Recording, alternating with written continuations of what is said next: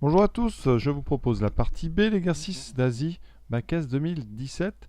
Exercice sur les fonctions, on a déjà fait donc une étude de fonctions. Ici, on en fait d'autres. Donc, première question, on va bien montrer que la dérivée d'une fonction ici donnée est une fonction ici, donc 105g de x sur x carré. Voilà, donc ma fonction, vous voyez, on va la noter tout de suite. C'est donc f de x égale 105 sur x multiplié par 1 moins exponentielle moins 3 sur 40x. Alors comme la dérivée n'est pas si évidente que ça, on vous donne quand même la réponse pour que vous puissiez ensuite faire la question 2 et la question 3 qui va parler de TVI. Voilà, donc comment dériver cette fonction? Alors pour calculer cette dérivée, on remarque que f c'est un produit. Comme j'ai écrit ici, c'est le produit de u et de v avec u de x qui vaut 105 sur x et v qui vaut 1 moins l'exponentielle moins 3 sur 40x. Est-ce que cette fonction est dérivable? Un produit, vous savez, est dérivable si les deux fonctions ici sont dérivables. Alors, on va quand même rappeler ici que cette fonction u, hein, qui est l'inverse de x multiplié par 105, u est dérivable sur r étoile, donc forcément sur 0 plus infini ouvert. Vous voyez, elle n'est pas dérivable en 0 parce qu'elle n'est même pas définie en 0. Et ensuite v, comme dans la partie A, v est dérivable sur r, donc est dérivable sur 0 plus infini aussi. Donc, eh bien, vous dites f est dérivable sur 0 plus infini en tant que produit, donc comme produit de deux fonctions qui sont dérivables sur 0 plus infini. Donc c'est toujours un petit peu long. Certains ne le disent pas, mais c'est quand même bien si vous pouvez de dire que c'est dérivable. Ensuite, on va donc avoir besoin d'utiliser la formule dérivée d'un produit. Cette formule, c'est uv, et donc uv', c'est u' v plus uv'. Donc j'ai besoin de u' et v'. Alors u, c'est pas si simple que ça à dériver. Pour certains, vous avez un nombre ici, constant divisé par x. Pour dériver ça, vous savez que quand on dérive k fois f, la dérivée, ça sera eh bien, k fois la dérivée de f. Donc ici, eh bien, le 105, c'est comme si c'était 105 fois 1 sur x, on obtiendra 105 multiplié par moins 1 sur x2, qui est la dérivée d'1 sur x, donc moins 105 sur x carré. Ça, c'est peut-être le plus dur à dériver. Pour v, c'est une fonction ici simple. Le 1, on va dériver, ça donne 0. Et vous avez un exponentiel de u. Donc, alors je vais le détailler parce qu'on est là pour ça, mais cet exponentiel ici, vous voyez, quand on le dérive, c'est du type e de u. Et e de u, c'est u' e de u. Donc vous avez besoin de dériver ce qui est à l'intérieur de l'exponentiel. À l'intérieur, on trouve un moins 3 sur 40x. Donc en dérivant, vous aurez, alors je vais le faire quand même, moins 3 sur 40x. Quand vous dérivez ça, vous trouvez moins 3 sur 40. Donc, dérivée de v, le 1 donne 0. Vous avez un moins qui est dans le texte.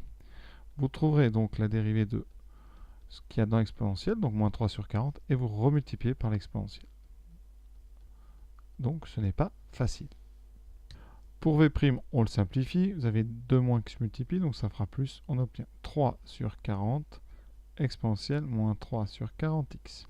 Je n'ai plus qu'à appliquer la formule, donc u'v plus uv'. Ça me donne, donc d'abord u' qu'on va multiplier par v, et ensuite vous ferez u fois v', avec un plus entre les deux. Donc, ça fait u' moins 105 sur x2 multiplié par v, 1 moins exponentielle moins 3 sur 40x, plus u, donc 105 sur x, fois v', 3 sur 40, fois exponentielle moins 3 sur 40. Alors c'est pour ça qu'on vous donne, qu'on vous propose la réponse, parce que c'est quand même pas évident. Qu'est-ce qu'on peut faire? Alors, on peut déjà développer tranquillement. Alors ça va donner, donc, premier, moins 105 sur x2 fois, donc moins 105 sur x2, multiplié par 1, voilà, ensuite, moins 105 sur x2 fois l'exponentielle avec le moins, donc ça fera moins fois moins, plus 105 sur x2 fois exponentielle, moins 3 sur 40x. Ensuite, plus 3 fois 105, donc ça fera 315 sur 40x. Et ensuite, exponentielle, moins 3 sur 40x. Voilà. Alors, il faut montrer que c'est 105 g de x sur x2. Donc, ce que je vous propose, c'est d'abord de tout mettre sur x2. Comme ça, on aura la bonne forme. Alors, le premier, c'est déjà fait. On a moins 105. Donc, ça, on peut réécrire moins 105. Le deuxième aussi. Donc, plus 105 exponentielle moins 3 sur 40x. Et le dernier, eh bien, on va le multiplier en haut et en bas par x pour avoir du x2. Donc, multiplier par x. Ce qui me donnera donc, alors, on a un sur 40, qui va pour l'instant m'embêter un petit peu, donc je vais le laisser en haut. Donc ça fera plus 315x sur 40 fois donc mon exponentielle moins 3 sur 40x. Reste à multiplier par 105, enfin à factoriser plutôt par 105. Donc on a 105 facteur de moins 1 plus exponentielle moins 3 sur 40x. Vous voyez, le 105, je le prends celui-là. Ensuite, je prends factorise par celui-là. Et ici, 315, on a dit, c'était 3 fois 105. Donc si je factorise par 105, il me reste plus 3x sur 40 exponentielle moins 3 sur 40x. Je n'ai plus qu'à remettre dans l'ordre. Vous voyez, qu'est-ce qu'on a en haut? On a bien 105 multiplié par, premier terme, je vais mettre le dernier que j'avais, donc 3x sur 40 exponentielle moins 3 sur 40x. Ensuite, on a bien plus exponentielle moins 3 sur 40x et on a bien moins 1. C'est donc égal à 105 g de x sur x2 parce que, vous avez bien remarqué que le g de x qu'on donne dans le texte, je l'ai dans ma parenthèse. Vous voyez, c'est le même. Alors, il y a une deuxième méthode. Si vous voulez éviter de factoriser par 105 et de mettre au même dénominateur, vous transformez 105 g de x sur x pour montrer que c'est la même chose que notre dérivée. Voilà. Moi, je préfère faire ça comme ça. Je crois que c'est assez clair comme ça. Voilà. Donc, première question, c'est fait. Alors, si vous n'arrivez pas à faire ça, c'est pas grave. Vous continuez quand même. Vous faites la deuxième en utilisant ce résultat. Question 2. On donne un tableau, le tableau de variation de la fonction g. Et on vous demande le sens de variation de la fonction f. Alors, il faut trouver le lien entre les deux. On vient de montrer quoi? Que f', la dérivée de f, s'exprimait 105 g de x sur x2. Et ça, c'est sur 0 plus l'infini. Donc, qu'est-ce qu'on peut remarquer? Comme 105 est positif et que x2 est strictement positif sur cet intervalle, eh bien, f' de x est donc du signe de g de x sur 0 plus l'infini. On a donc à déterminer le signe de g de x. Et on va le déterminer grâce au tableau. D'après le texte, g est défini sur l'intervalle 0 plus l'infini fermé en 0. Ça veut dire que 0 est une image. Image qu'on nous donne dans le tableau, g de 0 vaut 0. Ensuite, cette flèche ici, conformément au programme officiel, elle indique une stricte décroissance. Donc la fonction g est strictement décroissante, sa valeur en 0, c'est 0. La stricte décroissance, elle nous permet de faire quoi? Eh bien de dire que si x est strictement positif, alors son image g de x sera strictement plus petite que l'image de 0. Il y a une inversion stricte ici. Et donc, ça veut dire que g de x est strictement négatif. Donc, pour tout x strictement positif, on a g de x strictement négatif. Et comme on sait que f' est du signe de g, eh bien ça veut dire que on vient de montrer donc pour tout x strictement positif, c'est-à-dire sur l'intervalle ouvert 0 plus l'infini, ouvert en 0, eh bien on a donc f' strictement négatif et donc f strictement décroissante. On ne nous demande pas les limites, donc on a bien son relation f est strictement décroissante sur l'intervalle, donc 0 plus l'infini, qui est son intervalle d'ailleurs de définition. Maintenant, question 3. Montrons que l'équation f de x égale 5,9 admet une unique solution sur l'intervalle 1,80. Donc pour ça, on va d'abord regarder ce qui se passe en 1 et en 80 pour cette fonction f. Donc j'ai l'expression, je la rentre dans la calculatrice, petit tableau de valeurs, quels que soient les modèles, donc 1 et 80, vous voyez. J'ai donc f de 1 qui vaut 7,5 à peu près, f de 1 à peu près, donc 7,6 même, on va arrondir correctement, et f de 80 qui vaut à peu près 1,31. Donc 1,3 ça nous suffira. Voilà. Ce qui est important, vous voyez, c'est que 5,9 est bien entre les deux. Donc si je fais un petit tableau sur l'intervalle 1,80, j'ai une fonction, on a dit, qui était décroissante, qui part à peu près de 7,6 pour descendre à peu près vers 1,3. Vous voyez bien qu'on va atteindre quelque part ici 5,6. Pour le justifier, évidemment, il va falloir rédiger et utiliser le T, le corollaire du théorème des valeurs intermédiaires. Donc pour le corollaire, on a besoin de quoi? Premièrement, il faut que la fonction f soit continue sur l'intervalle 1,80. Alors elle est continue parce que, eh bien, elle est dérivable. La dérivabilité implique la continuité.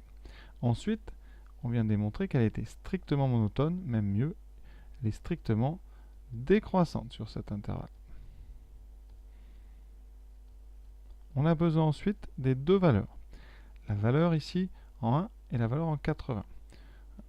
Ici, on sait donc que 5,9 appartient bien donc à l'intervalle f de, donc on va les mettre dans l'ordre, f de 80, f de 1.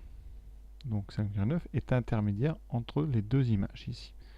Conséquence de ça, d'après, alors reste toujours un peu long, le corollaire du TVI, eh bien, l'équation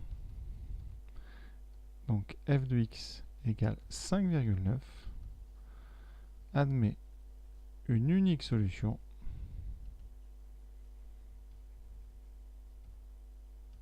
sur l'intervalle 1,80.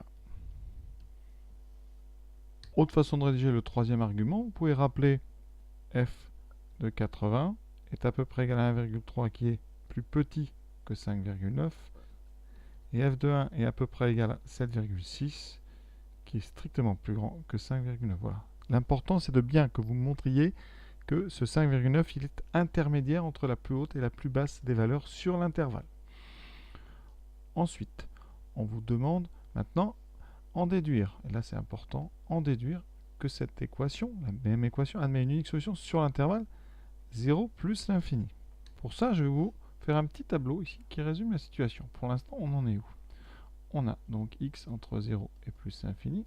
On sait que pour une valeur alpha, on va l'appeler alpha, cette solution qu'on vient de démontrer, vous êtes comme ceci. Et ici, il y a 1, là il y a 80, voilà. Et ça, c'est votre fonction f. En alpha, on est à 5,9, exactement. En 80, on est à, on a dit, à peu près 1,3. Et en 1, on est à 7,6. Est-ce que la fonction peut valoir 5,9 ailleurs qu'entre 1 et 80? Évidemment, non. Et pour le démontrer, très simple. Qu'est-ce qu'on dit? Sur l'intervalle 0,1,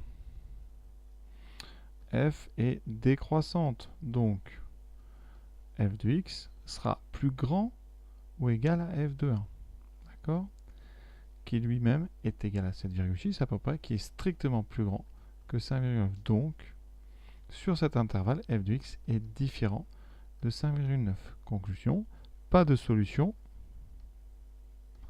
sur l'intervalle 0, 1, voilà. Et ensuite, sur l'intervalle donc 80 plus l'infini, même chose, f est décroissante, donc f de x est plus petite ou égale à f de 80, qui est strictement plus petit que 5,9. Donc, c'est pareil, pas de solution sur l'intervalle ici, 80 plus l'infini. Conséquence, bilan, on a une solution sur l'intervalle fermé 1,80. D'ailleurs, cette solution, on sait qu'elle n'est ni en 1 ni en 80, donc on pourrait très bien mettre ouvert. Et ensuite, pas de solution sur l'intervalle 0, 1 et sur l'intervalle 80 plus l'infini. Donc, conséquence, eh bien, l'équation, on a donc une unique solution. Et cette solution, on l'a déjà dit, elle est entre 1 et 80. Donc voilà, ça c'est très important quand même de bien le dire, hein. Alors vous pouvez aller plus vite en disant la fonction étant décroissante, hein, on ne peut pas avoir de solution après 80 puisqu'on sera plus bas que 1,3 et pas de solution avant 1 puisqu'on sera plus haut que 7,6. Mais voilà, rédiger précisément, ça donne ce que je viens de te donner. Troisième partie de la question, c'est quand même une longue question. Maintenant, on va donner une valeur approchée de cette solution et ça, c'est la calculatrice qui va tout faire. Pour ça, eh bien, on va utiliser une méthode qui s'appelle le balayage. Première étape, avec la calculatrice, on va faire un tableau de valeurs en partant ici de 1 parce qu'on sait que la solution, elle est entre 1 et 80. Donc, on met donc début, première valeur de x, ça va être 1. Et ensuite, on va demander à la machine de calculer avec un pas de ici, comme on est de 1 à 80, on va aller de 10 en 10. Donc ça veut dire que la calculatrice va vous faire un tableau avec des valeurs de x. La première sera 1, la deuxième 11, la troisième 21, etc. Et vous allez essayer de repérer entre quel nombre ici, 1, 11, 21, se situe donc notre solution. Alors qu'est-ce qu'on sait? On sait que la solution donne f de x égale 5,9. Donc vous allez chercher ici, parce qu'on sait que la fonction est décroissante, à quel moment vous allez passer par-dessus ce 5,9. Donc ça donne ceci à la machine. Première étape, on rentre la formule. Je l'ai déjà rentré ici pour vous. Deuxième étape, je vais donc dans la table. Ici, je lui indique de démarrer à 1 et d'aller de 10 en 10. Donc je mets un pas ici de 10. Et ensuite, on va dans le tableau de valeurs. Ça me donne donc un tableau qui contient les valeurs 1, 11, 21 et leurs images ici. Et je regarde quand est-ce que, eh bien, on va passer le 5,9. Vous voyez, en 1, on est à 7,6. En 11, on est à 5,3. Donc, la valeur est entre 1 et 11. Vous comprenez bien que si en 1, on est à 7,6 et en 11 à 5,4, c'est que notre valeur, la valeur qu'on cherche, alpha, est entre les deux. Et donc là, on va passer à une deuxième étape. Étape 2, on va refaire un tableau avec un début. Donc on sait que c'est entre 1 et 11. Donc là maintenant, on sait que alpha est entre 1 et 11. Deuxième étape. Maintenant, début, eh bien, on va faire un début à 1 toujours, mais le pas, on va aller en 1. Et on va resituer notre solution entre 1, cette fois-ci, et 11. Donc, seule chose à faire, on va retourner à la définition de la table. Là, je mets 1 et je mets un pas ici de 1. Voilà. Donc maintenant, vous faites table. Et donc, petit à petit, comme ça, on va préciser notre solution. Vous voyez, quand est-ce qu'on passe à 5,9? Ici, vous voyez, en 7, on a 6,1. En 8, à 5,92. Donc, c'est entre 8 et 9. Hein, entre 5,92 et 5,72. Donc, deuxième étape. Ici, donc, on écrit alpha est entre, donc pour ne pas se tromper, vraiment entre 8 et 9. Et on va maintenant, vous voyez, vous avez compris, étape 3. Eh bien, on va faire début cette fois-ci de notre table à 8 et avec un pas de 0,1. Comme ça, progressivement, on encadre la solution par des nombres de plus en plus resserrés entre eux. Donc, définition de table, je pars cette fois-ci à 8, de 0,1 en 0,1, et mon tableau, eh bien, d'un seul coup, on va être quand même assez précis. Et vous voyez, on cherche quand est-ce qu'on descend en dessous de 5,9, alors je descends trop, c'est entre 8,1, vous voyez, et 8,2. Donc là, on note ça sur notre copie. Donc là, à ce moment-là, alpha est entre 8,1 et 8,2. On demande une valeur approchée dans le texte à 10 au dixième près. Donc on y est. Voilà.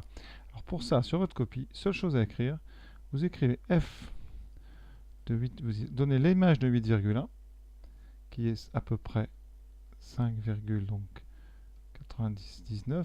Vous donnez f de 8,2, 5,882, et ça suffit pour dire que alpha, donc encadrement 8,1, 8,2, mais la valeur approchée, mais vous répondez l'une des deux. Vous pouvez répondre 8,1 ou 8,2, les deux réponses sont tout à fait acceptées. Donc voilà comment on fait, et cette méthode s'appelle le balayage. C'est exactement le même procédé sur Casio, donc je ne vais pas le faire là. Ensuite, je rappelle donc, important, si on vous demande une valeur approchée, vous répondez, donc soit 8,1, soit 8,2. 8,1, ça s'appelle une valeur approchée par défaut, parce qu'elle est plus petite que la vraie valeur, et 8,2, c'est une valeur approchée par excès. Ensuite, je vous invite évidemment à faire la partie C de cet exercice que voici. Donc voici le texte, alors c'est assez rapide, vous allez voir, mais important parce qu'il y a des points à prendre et parfois c'est dommage quand même de voir certains élèves qui se débrouillent bien Ne pas prendre ces points qui sont assez simples. Donc, à bientôt.